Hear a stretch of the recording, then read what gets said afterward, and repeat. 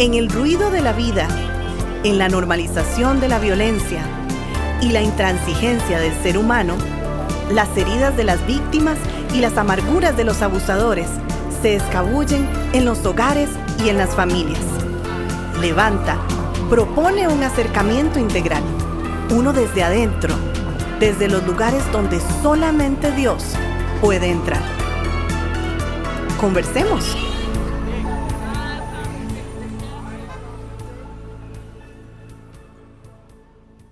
El pasado 4 de noviembre estuvimos en una conferencia muy importante para Levanta. Hoy vamos a presentarles lo que sería la segunda conferencia. Y mi hermano, te saludo muy cordialmente. Igual, muchas gracias. Y en esta segunda conferencia hablamos sobre el problema de normalizar la violencia y vimos algunos elementos, algunos mitos que la normalizan. Entonces pasamos a escuchar la primera parte de la normalización de la violencia, el problema de la normalización en la violencia.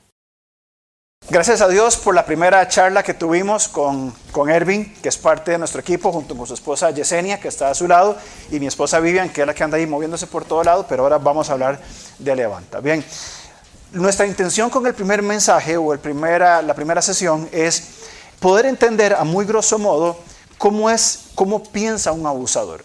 Y Ervin ha hecho un excelente trabajo intentando diseñar, diagramar las estructuras de pensamiento que una persona abusadora desarrolla, ¿bien? Y todo el contexto que se va desarrollando, porque un abusador evidentemente va a buscar una persona en un alto estado de vulnerabilidad, de una mala vulnerabilidad, y va a llegar a desarrollar su realidad número 2 con la número 1, buscando cómo llegar. Ahora, ¿por qué nosotros hablamos sobre cómo piensa un abusador? ¿No sería mejor que hablemos, que es algo que se puede hablar eventualmente, del dolor que se produce en una víctima, de las experiencias traumáticas, de las consecuencias que las víctimas reciben? Por supuesto que sí es parte. Pero cuando se enfoca meramente en el sufrimiento, bien, olvidamos la parte que lo causa. Es decir, nos concentramos en la consecuencia y olvidamos de dónde viene todo esto. Ervin al principio, creo que lo mencionó, hablaba sobre la importancia de identificar para poder denunciar. Es decir, si la persona no puede ver una víctima o redes de apoyo, no pueden ver, identificar es la palabra, identificar una mente abusadora, ¿cómo se va a proceder directamente en contra de estas formas de pensar? ¿Cómo se va a hacer? Entonces, en el desconocimiento, en el sentido correcto de la palabra ignorancia, en la ignorancia de que hay una mente, una ingeniería abusadora, no movida por mitos o cosas que creemos, sino por una forma de pensar: yo tengo privilegios y derechos y esta mujer o esta cosa me pertenece. Bien, entonces esta forma de pensar tiene que ser identificada. Ahora, esta persona piensa de esta manera: la víctima está recibiendo esos constantes abusos, en cualquier sea su forma. Algo más sucede en las dinámicas, llamémosle populares, de estas condiciones, es que alrededor hay personas que lo ven normal. Pero eso es normal. O sea, es normal que un hombre piense así. Es normal que el hombre diga y que actúe de esta u otra manera. No es para tanto. Se va a ofender porque le dijo tal cosa. Y Ervin muy claramente hablaba: es normal que entre relaciones de matrimonio haya problemas, haya desavenencias. No es normal que no lo hayan. Eso sería otro tipo de problemas. El asunto es que cuando las personas en una relación matrimonial o de pareja pueden llegar a resolver en simetría sus conflictos y no se sostienen en el tiempo, es parte de la dinámica de madurez que vamos teniendo, especialmente nosotros como creyentes que vamos viviendo. Voy madurando en aprender cómo ser un mejor esposo. Y es un proceso, creo que de toda la vida. Tenemos casados 21 años, casi 21, y es un constante aprendizaje. El problema es cuando hay una asimetría, bien, y el abusador sigue dominando, sigue cosificando a la víctima, y la víctima no tiene para dónde salir. E intenta apoyarse en alguien alrededor, y la gente alrededor, ¿qué es lo que le dice? Pero si eso no es nada. Si es parte de la vida diaria, si todo pasa. o algunos más renuentes, y lo vamos a hablar ahora en el taller con el aspecto del liderazgo, bien, liderazgos que deberían ser lugares seguros, iglesias que deberían ser lugares seguros, minimizan el sufrimiento de una víctima. Hace un año atendimos a una mujer por otro caso, pero me compartía su historia. Ella venía de un divorcio, muy dolida, con muchas situaciones, y me decía, fue con su ex esposo a la consejería pastoral, y yo soy pastor también, no estoy demeritando la obra pastoral, simplemente quiero resaltar la importancia que tiene el liderazgo en tener la sensibilidad, las habilidades blandas, la capacidad de escucha, bien, sin menoscabar, sin menospreciar lo que una víctima está expresando. Esta mujer entró, el esposo abusaba de ella emocionalmente, verbalmente muchísimo, entran a la iglesia, ¿verdad? Se sientan en la oficina del pastor, con sus cuadros, con sus cosas, ¿verdad? Explican la situación, cómo él la oprimía constantemente, la maltrataba, él se defendía. Típico caso de violencia doméstica. Para hacer corto el cuento, pastor va a hablar, bien, le dice así, pero mamita, eso no es nada, eso no es sufrir. Quien sufrió fue Cristo en una cruz. Lo que usted está viviendo no es nada. Así que vea, déjese de cosas, sométase y va a ver que todo está bien. Dice que estado de odio hacia esa persona por el consejo que le estaba dando, que se subieron al carro y que el esposo en tono de burla le decía, ves, vos sos de la payasa. Hasta el pastor dice que son puras payasadas. ¿Cómo se siente? ¿Cómo responde una víctima? ¿Cómo puede entonces comenzar a llegar a tener un criterio de realidad propio, de ser consciente? Y a lo que vamos a hablar ahí es la importancia del liderazgo, concientizando sobre que estos temas no son cosas menores. Erwin muy claramente lo decía, y yo comparto su pensamiento, esto no se resuelve nada más orando. Voy a orar para que Dios me libere. Es el principio. Y la oración es indispensable en todo el proceso de principio a fin. Y creo que no tengo que hablar sobre la oración porque ustedes probablemente sepan más que yo en cuanto a la oración. Pero hay una respuesta humana. La respuesta humana tiene que salir. No solamente de la víctima, sino también de ¿quién? De las redes de apoyo que están cerca, que están al lado y que han sido puestas para acompañar a la víctima en sus sufrimientos y en las cosas que va padeciendo como durante su sufrimiento. Bien, ahora, la profecía de Abdías es una profecía muy corta, 21 versículos nada más, pero básicamente tiene el contexto, como ya bien lo explicaba, de que era una nación vecina. Bien, ese era el reino de Edom, esta es la parte de Israel, bien, y de hecho vamos a mencionarlo nada más. Algunos pasajes en historia cuentan, y probablemente usted se acuerda cuando el pueblo de Israel venía de Egipto y que pidieron permiso para pasar. Y dijeron, Israel le dijo a Edom, déjanos pasar, no vamos a tocar nada, vamos a ir directo, no vamos a usar agua, ni pasto, ni nada, y si algo se usa, lo vamos a reponer, bien. ¿Y qué dijo Edom? No, por aquí no van a pasar. Pero mira, somos hermanos, o sea, hay un vínculo, esto debería ser un lugar seguro. O sea, nuestros ancestros fueron familiares. O sea, nuestros ancestros fueron hermanos. Nosotros venimos de un tiempo de esclavitud en Egipto, vamos subiendo hacia la tierra que Dios nos ha mostrado y simplemente queremos pasar por medio de su tierra para llegar al lugar donde Dios nos dijo.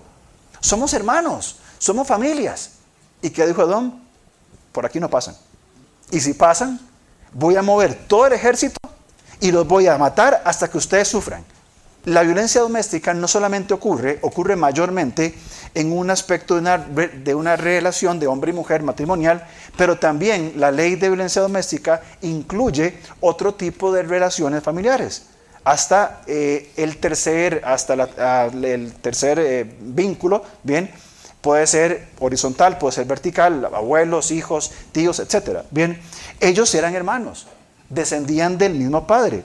Entonces no pudieron pasar y tuvieron que dar toda la vuelta por aquí hasta establecerse en esta zona de los campos de Moab para poder cruzar. Bien, entonces vamos viendo cómo los edomitas, y para llegar al punto de Abdías, los edomitas van reproduciendo conflictos que tuvieron sus ancestros. Ellos y recordamos la historia, Erwin la contó bastante claro al principio, hablaban sobre Esaú y sobre Jacob, bien, dos hermanos, tienen conflictos, lo resolvieron entre ellos.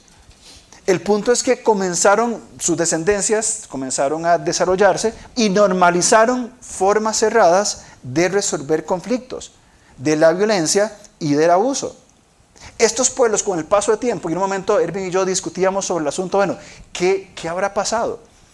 Porque si Esaú y Jacob se reconciliaron, él vino, lo recibió, etcétera, y continuaron, ¿verdad? Y la Biblia, pues no es el punto de la Biblia hablar sobre esto. ¿Qué pasó? Que llegaron a este punto, años después, a mantener esta forma de repeler, de mantener distancia. ¿Por qué entonces hay una normalización de una forma errada de resolver conflictos? Es más, pensémoslo culturalmente. En nuestra cultura costarricense, ¿cuáles son formas usuales de resolver conflictos? Culturalmente hablando. Por ejemplo, le dejo de hablar a la persona. Tuve un problema con Erwin, te uso ejemplo porque somos amigos. Tuve un problema con Erwin y ¿qué hago yo? Le dejo de hablar. Es cultural. ¿Sí? ¿Se ha normalizado? ¿Sí? ¿Qué otras formas a nivel cultural tenemos nosotros de resolver conflictos? Pregunto. Evadiendo, con golpes, difamando. ¿Sí? Hablarlos por detrás, pero no confrontarlos. Y son las formas que se ven en todo lado, inclusive dentro de las iglesias, ¿verdad? No nos creamos que somos, ¿verdad? Inclusive dentro de las iglesias. Y yo me pregunto, ¿habrá el Señor dejado algún modelo para resolver conflictos? Por supuesto que sí. Pienso en Mateo capítulo 15, Mateo capítulo 18. Hay un modelo de cómo resolver conflictos. ¿Por qué nosotros no seguimos estos modelos que cuando los ponemos en práctica, más bien nos ven como extraños, como anormales? ¿Por qué si usted y yo tenemos un problema viene y me dice? ¿Por qué me está diciendo esas cosas? ¿Me explico? Hemos estado cayendo en normalizar diferentes formas de violencia. En estos textos que tenemos aquí, bien, y no me voy a detener muchísimo en esto, tenemos algunos contextos de cómo esta relación se fue desarrollando. Por ejemplo, si tiene su Biblia, yo voy a leerlo muy rápidamente nada más. En Números capítulo 20 se da uno de los encuentros, o el encuentro que les mencionaba anteriormente, sobre esta desaveniencia entre Edom e Israel. Números 20:14, leo rápidamente para ustedes, dice: envió Moisés embajadores al rey de Edom desde Cades, diciendo: así dice Israel tu hermano, tú has sabido todo el trabajo que nos ha venido, estuvieron en Egipto, cómo nuestros padres descendieron a Egipto y estuvimos en Egipto largo tiempo, y los egipcios nos maltrataron y a nuestros padres. Clamamos a Jehová, él oyó nuestra voz y envió un ángel que nos sacó de Egipto, y aquí estamos en Cades, ciudad cercana. Te rogamos que pasemos por tu tierra. No pasaremos por la labranza, ni por viña, ni beberemos agua de pozos, ni por el camino real iremos, por el camino real iremos, sin apartarnos a diestra ni a siniestra, hasta que hayamos pasado por tu territorio. Edom respondió: no pasarás por mi país, de otra manera saldré contra ti armado. Una respuesta violenta ante una necesidad humana. Una respuesta violenta ante una necesidad fraternal. Por ejemplo, después de la caída de Adán y Eva y la expulsión del huerto en el capítulo 3 de Génesis, ¿cuál es el primer evento que tenemos registrado en las Escrituras? ¿Qué hizo Caín con Abel? ¿Y eso qué es? Es un acto de violencia. Génesis capítulo 6 dice que Dios se cansó de que el pensamiento del hombre era de continuo solamente el mal. Dice que se cansó de la violencia. Y continúa esta línea de llamémosle la teología de la violencia, sigue una línea muy clara en todas las Escrituras. No es un tema nuevo. Y hemos ido normalizando algunas prácticas que van debilitando y van haciendo más vulnerable a la que ya de por sí es frágil. En la Biblia encontramos casos muy importantes o llamadas de atención muy importantes del cuidado de los vulnerables. En todo el contexto bíblico, ¿qué encontramos? ¿Cuidar de quiénes? De las viudas, de los huérfanos y de los extranjeros. ¿Por qué? Porque son vulnerables. porque están en condiciones donde no tienen soporte. Porque una viuda caía en las condiciones que las viudas vivían, por ejemplo, en el primer siglo. Porque era tan desesperante ser una viuda, porque probablemente puede llegar a un estado de vivir en una calle, de perderlo todo, de indigencia. Probablemente. Era el gran temor. Los extranjeros venían sin nada y a estar en un lugar nuevo a ver cómo sobrevivían. No tenían personas alrededor, no tenían apoyo, no tenían... Por eso el llamado de atención de Dios en toda la Biblia es: protejan a aquellos que son frágiles. Levanten la voz por las que no lo tienen. Proverbios 31:8. En este clamor que marcamos en Números, Israel venía saliendo de un periodo de esclavitud. A nivel emocional, social y como nación, venían lastimados, venían heridos. Y recurren a su hermano, ¿y qué les dicen? No te vamos a dejar pasar. Salmo 137:7, también en estos cánticos de ascenso, básicamente el contexto del Salmo, lo que está hablando, es que los babilonios les pedían a los israelitas que cantaran. Junto a los ríos de Babilonia, allí nos sentábamos y aún llorábamos, acordándonos de Sión. Sobre los sauces en medio de ella colgamos nuestras arpas. Y los que nos habían llevado cautivos, los babilonios, nos pedían que cantásemos. Y los que nos habían desolado nos pedían alegría diciendo: cantadnos algunos de los cánticos de Sión. Vuelvo a leer esto. Los que nos habían desolado, los que nos habían llevado cautivos, fueron llevados a esclavitud. Eran vulnerables, estaban quebrantados. Y estos abusadores, ¿qué decían? Canten, alégrenme. Y se volvían, somos cautivos. Pero fíjense un poco más adelante en el Salmo 137. Dice en el versículo 4: ¿cómo cantaremos cántico de Jehová en tierra de extraños? Si me olvidare de ti, oh Jerusalén, pierda mi diestra su destreza, mi lengua se pegue a mi paladar.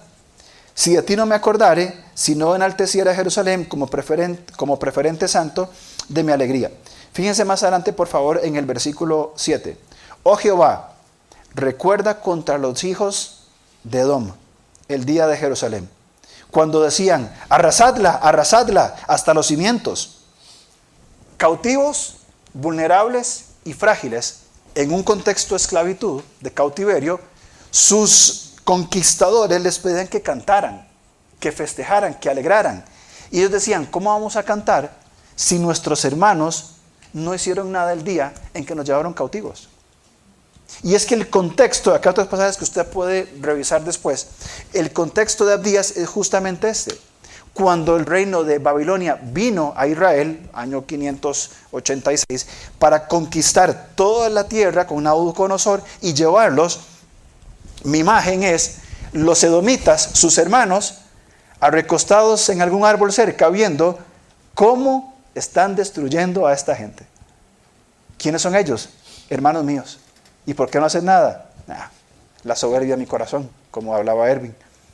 Mi orgullo, ¿por qué yo tengo que hacer algo?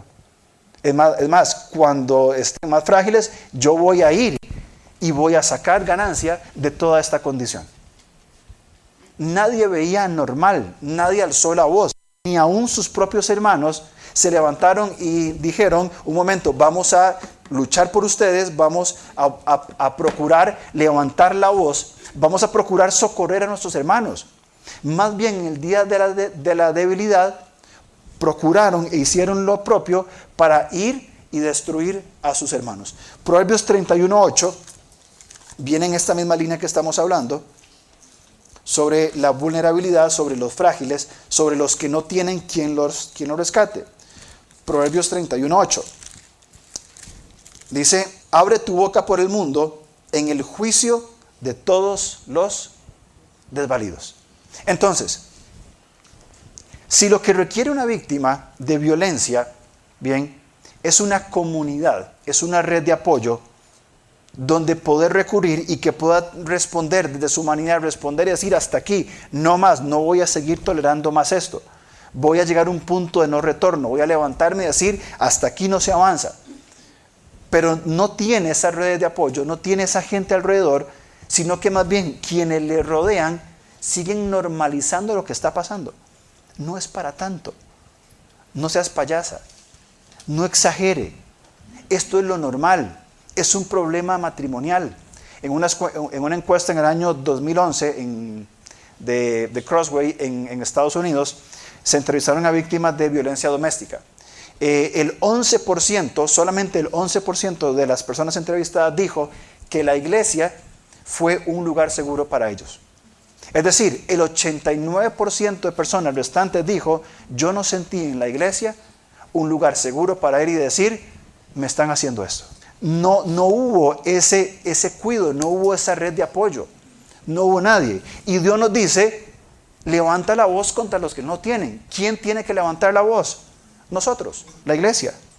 Son los que tienen que decir, un momento, vamos a levantarnos y vamos a decir hasta aquí. Y vamos a comenzar a hablar, ¿por qué? Porque Dios está contra los abusadores. Lo que Erwin claramente describió, el Señor dice, yo estoy en contra de estos. Y voy a poner a mi pueblo para que levante su voz. Y este levantamiento de la voz, al menos desde mi perspectiva, no va a avanzar mucho desde simplemente hacer alguna manifestación o hacer alguna forma de rebelión. ¿Saben dónde comienza? Cuando nosotros, como creyentes, como la iglesia, comenzamos a ponernos firmes, a poner límites y decir, un momento, vamos a hablar de estas cosas. Y vamos a poner en claro lo que el Señor dice sobre una mente abusadora, una víctima, sobre sus hijos y sobre lo que la familia tendría que ser. Vamos a desmitificar lo que por tantos años ha venido siendo algo normal para la iglesia. Hago un paréntesis y quiero felicitar realmente de corazón a los hombres que están aquí. De verdad, caballeros, los hombres que vinieron, yo les agradezco, les felicito, porque cómo cuesta que hombres digan, yo voy a levantarme. Hablaba con Juan Carlos ayer y yo le decía, mira, mi percepción es que para algunos hombres ese tema es, eso es cosa de mujeres. Eso no es para tanto. Yo voy a hacer cosas más importantes. Yo voy a ir a hacer otras cosas más de hombres, ¿verdad? Qué pobre mentalidad. He hablado con pastores, con líderes aquí en otros países y cuando comentamos el proyecto es como, ¿y por qué usted hace eso? ¿Por qué van en esa dirección? Y las que realmente responden son mujeres. Y vienen y están presentes y colaboran para decir que hombres, gracias por estar aquí. Y realmente oro para que Dios nos use para decir, yo me voy a levantar como un hombre. Para decir un momento. En buenos términos, cuando un hombre es confrontado por otro hombre, ya la cosa es diferente. Ya cambia un poquito. Y si hay hombres masculinos, hombres de verdad que se ponen firmes y dicen, el Señor está contra de los abusadores, el Señor, y por tiempo no lo podemos ver, pero Edom, hay profecías en contra de Edom, decir, ok, como abusaste de tu hermano, entonces vienen las consecuencias. Nosotros tenemos que levantarnos y levantar nuestra voz en contra de esto. ¿Hay esperanza? Sí, yo creo que sí. Y Erwin claramente hablaba en cuanto a la esperanza de cómo nosotros como iglesia necesitamos abordar la problemática de la violencia doméstica. La primera forma es que yo creo que nosotros, y es lo que quiero proponer en esta mañana, es, voy a usar la palabra desmitificar, bien, desmitificar, en el sentido de decir, ok, lo que ha sido normal durante tantos años, dejémoslo de ver como normal, porque no lo es. No mitifiquemos más, no hagamos más como que esto es un mito. Bien, ahora, hay esperanza en el reino de Dios para toda víctima y victimario. Miren, cuando describimos cómo es una mente abusadora, no nos ponemos en la posición de señalarlo como la peor persona del mundo y como que tiene que sufrir las peores consecuencias. Nos ponemos como en la posición, que vamos a hablar al final, de denuncia y de poder confrontar a un abusador y decirle, mira, lo que está haciendo es incorrecto, atenta contra las personas, contra Dios, etc. Bien, mi respuesta va a ser, me dispongo a tu lado para ayudarte a cambiar tu forma de pensar. Porque muy bien, trabajamos con víctimas, estamos de acuerdo, perfecto. Pero este victimario sigue suelto. Y rescatamos a una persona, sale de su situación, ahora es una sobreviviente, todo bien. Pero este victimario, ¿qué va a hacer? Va a encontrar otra víctima. Y no va a tener la esperanza, bien, de un reino de Dios, de arrepentimiento, de decir, yo puedo cambiar. Solo uno hemos tenido contacto. ¿Y con cuántas mujeres hemos trabajado? Yo no sé cuántas, ya perdimos la cuenta, no sé. No sé, en estos 3 años, ¿cuánta cantidad de mujeres? 30 y pico, quizá o más todavía. Un victimario. Bien, solamente un hombre ha querido escuchar. Ahora, hablemos de mitos. Hay cosas que se han mitificado, bien, y que se han normalizado y que son un peligro. Por ejemplo, hablamos dentro de los mitos que vamos enfrentando nosotros, que se hablan y que van normalizando la violencia doméstica, es que se cree que la violencia solamente son golpes, que la violencia doméstica son solamente golpes, que son solamente un abuso físico. Y Erwin hablaba muy claramente, es un combo de cosas. Vienen una serie de elementos que van alimentando y no puede haber solamente una forma de violencia, se acompaña de otras, psicológica, verbal, etc. En nuestro podcast que publicamos ayer hablamos sobre la violencia vicaria. Bien, otra forma de violencia aplicada ya no a la víctima, sino a otros. Simplemente lo que tiene que hacer es irse de la casa, nada más. Si yo me voy de la casa, todo está bien. No pasa por ahí. No es que simplemente tiene que irse. Hay otros elementos que están en juego. La violencia doméstica es solamente para personas débiles. Quienes sufren violencia doméstica son personas débiles. Personas que no tienen ninguna fuerza, ningún valor. Si fueran más fuertes, esto no pasaría. La violencia doméstica tiene que ver solamente con problemas emocionales. Es que se enoja mucho. Es que pierde el control. Bien, y entendemos que no tiene que ver netamente con problemas emocionales, tiene que ver con una forma de pensar. La violencia doméstica solo aplica para mujeres. Hay otras formas de violencia doméstica, como lo mencionaba anteriormente, hacia los ancianos, de padres a hijos, bien, de hijos a padres también. Por eso tenemos que contemplar y entender toda esta dinámica de que el lugar seguro que tendría que ser el hogar está siendo violentado en diferentes condiciones. Es un asunto cultural, nada más.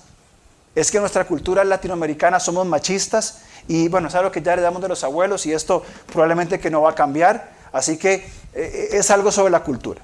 Es que ella me provoca y si ella no me provocara, todo estaría bien. No hay ningún problema. Bien, es un problema de matrimonio. Gracias por escucharnos. Estamos listos para seguir conversando a través de nuestras redes sociales. En Instagram, búsquenos como @levantacr, en Facebook como levantacr o contáctenos al correo alonso@levantacr.org.